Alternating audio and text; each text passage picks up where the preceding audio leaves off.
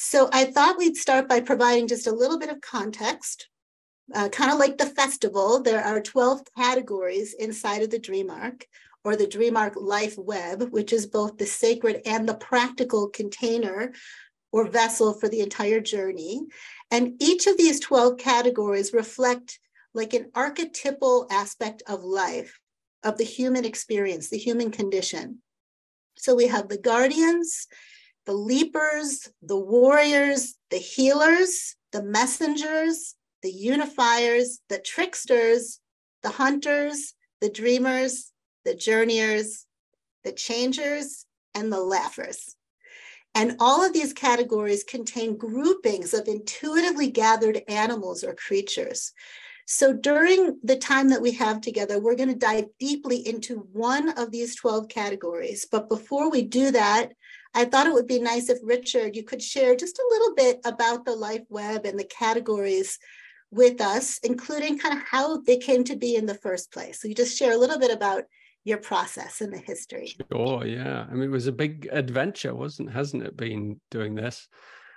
Some of you know the gene keys and my work with the gene keys. You know, you'll see when you come into the dream arc that the gene keys have been animated through the dream arc. It's an animation of the gene keys, but in a completely different kind of realm. So it's changed.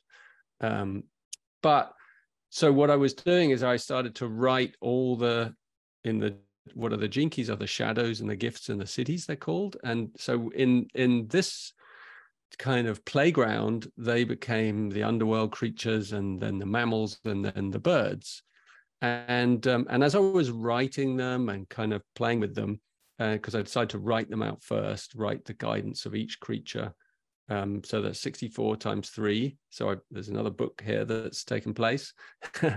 And as I was writing them, then as it came towards the end of writing them, they started to kind of group together and naturally. And then this kind of crazy menagerie happened where suddenly these categories emerged of like, wow, this one's a healer. This one's a, you know, this creature has a mythology that connects it to the leaping category, the leapers in some way. And so there was this whole process where creatures started to jump about into these categories. And then, you know, it took a while of like figuring out. And then you realize that like hunters, for example, there are plenty of hunters that are in other categories. So they all crossed over, but they're a fun way of kind of categorizing mythic strands of different creatures, because these creatures are from all around the world, from different pantheons and different mythologies and different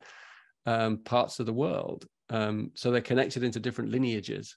So these categories were like became a universal way of encoding or encrypting the dream arc language.